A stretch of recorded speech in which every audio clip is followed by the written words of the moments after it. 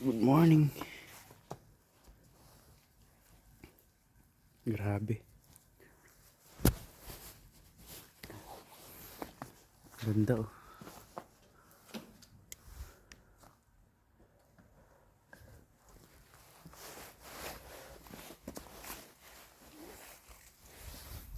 Lakas ng snow. Tingnan niyo yung bike ko ngayon oh. Punong-puno na ng snow.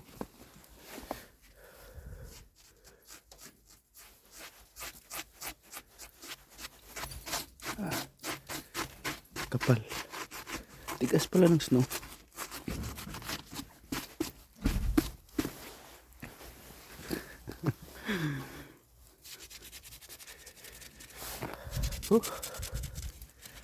Grabe.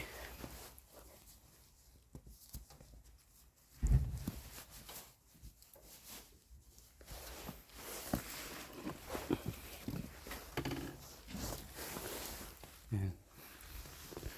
Negative 2 to ang temperature ngayon.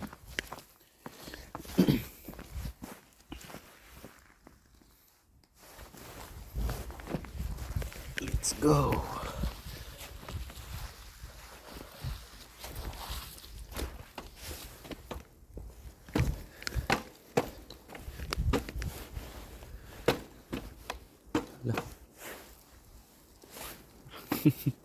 Parang hindi magana yung ano ko ah. Parang sira yata ang bike ko ah. Kasi madulas. Tingnan niyo yung mga sasakyan oh.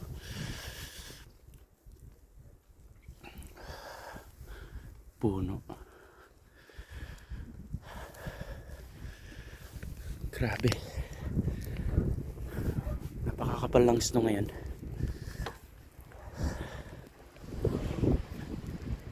Negative 2 lang ang temperature ngayon. Hindi man siya masyadong malamig. Yan. Kasi expected yan pag may snow. Hindi siya masyadong malamig. Pero pag hinahawakan niyo yung snowmatic, parang nasasabog yung kamay niyo sa sobrang sakit. Yan. Sobrang kapal ito.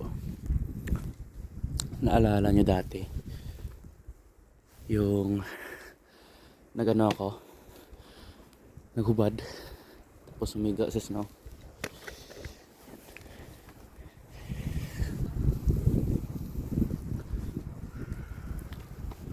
Nakaka-enjoy yung snow, sa totoo lang. Pero hassle siya pagka ano, napuno ng snow yung daanan, yung kalsada. Kasi nadulas siya sa bisikleta. Tignan niyo yung bisikleta ko. Kakaputan ng snow.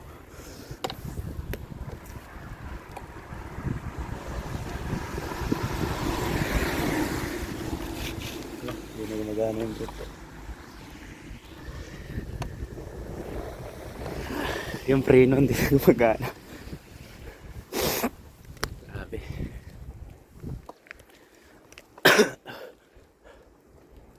Pero still ano pa rin bumabagsak yung mga snow, pero pakonti-konti na lang.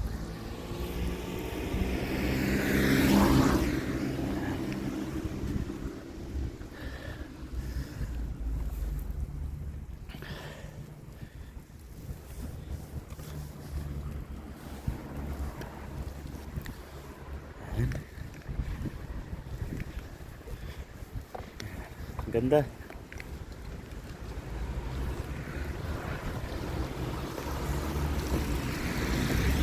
Pero kasi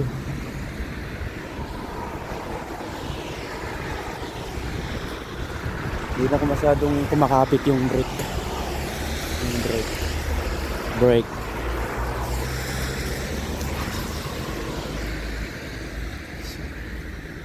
Alis na sa akin.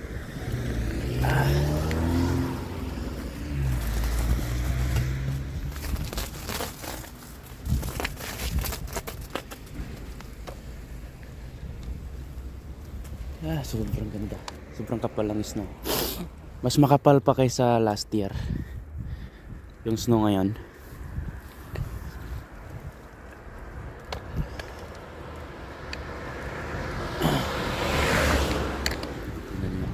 Sobrang ganda oh.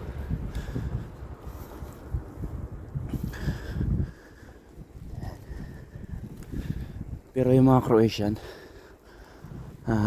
actually they don't like the snow. I mean, they don't like snow because ano sa trabaho nila, masyadong abala. Kasi nga ano sila, may mga sasakyan sila. So madalas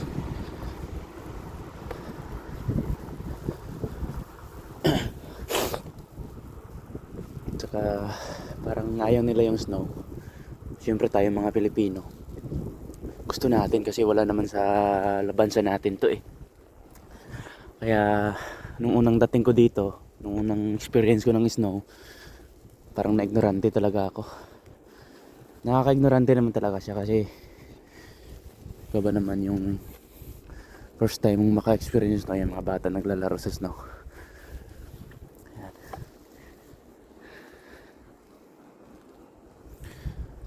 Pero may mga nilalagay sila sa kalsada ng mga ng asin. Yung asin pang patunaw ng snow at saka para hindi siya madulas. Ayan. Ganun yun.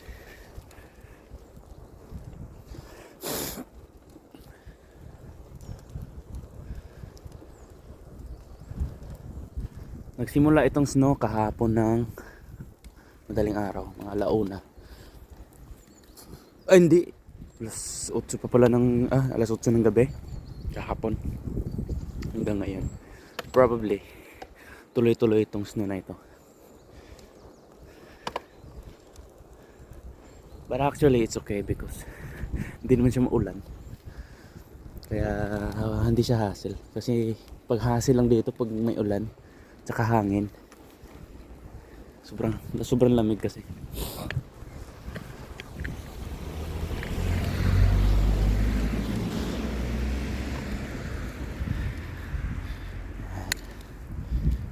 Napakaganda ng snow. Napakagandang tingnan. Nakakaliw.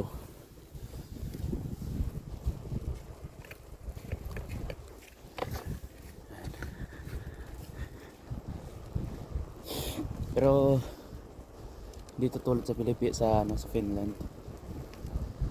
Kasi pag sa Finland sobrang kapal talaga doon. Pero ano ba naman, negative 30 yung negative 30 yung temperature nila doon.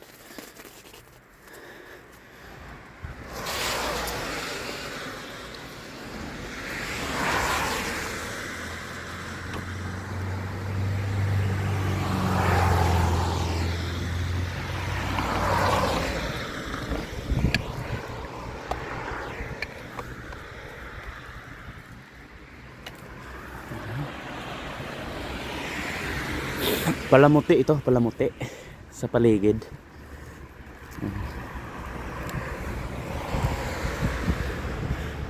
Parang malinis naman yata yung snow eh.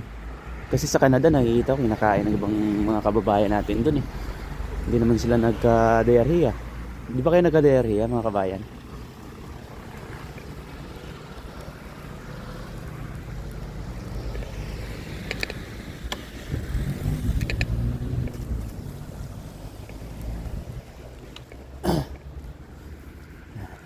Yung gate nila.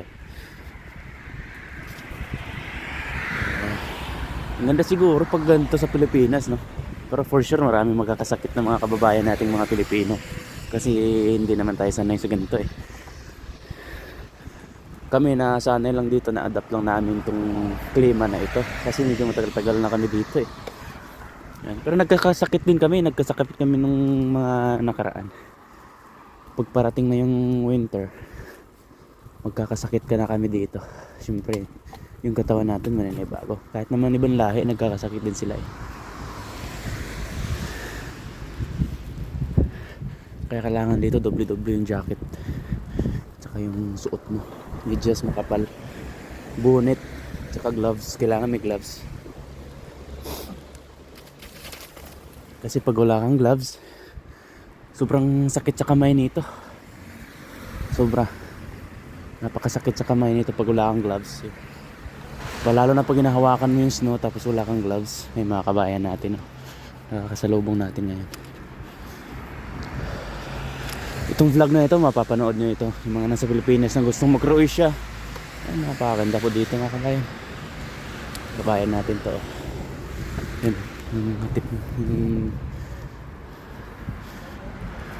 Bye! Ito yung nakita ko kanina. Ito yung nakita ko kanina sa vlog. Bye! See you, bye. Yun si Ruel at saka si Joseph. Kasama ko sa trabaho yun.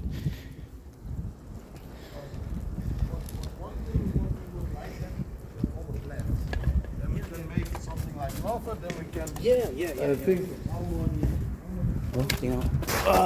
Hindi pwede makapalis no. Tingnan nyo naman, hindi na ako madulas. Ito, sobrang dulas nito. Gandahan lang. Yan. Hello. Ingat. Yung bike ko, tingnan oh. Tingnan mo naman oh.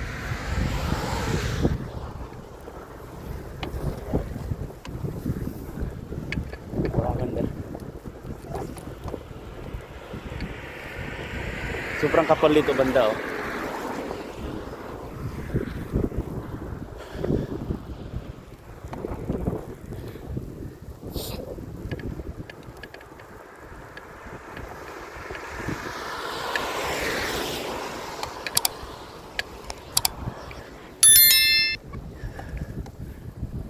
Sarap ng pakiramdam yung snow na dumadapo sa ano mo, dumadampi sa mukha mo. Nakaka-refresh. Yan.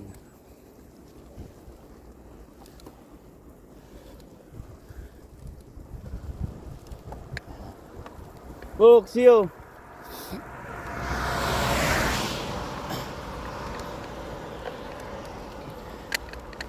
For me as a OFW here in Croatia, this is a great experience for me. So, magandang experience to para sa akin na nakaranas ng ganitong klima. Because in our country we don't have snow like this. So, it's a great experience for me. So I'll end this video because nandito na ako. And so see you po sa next vlog natin.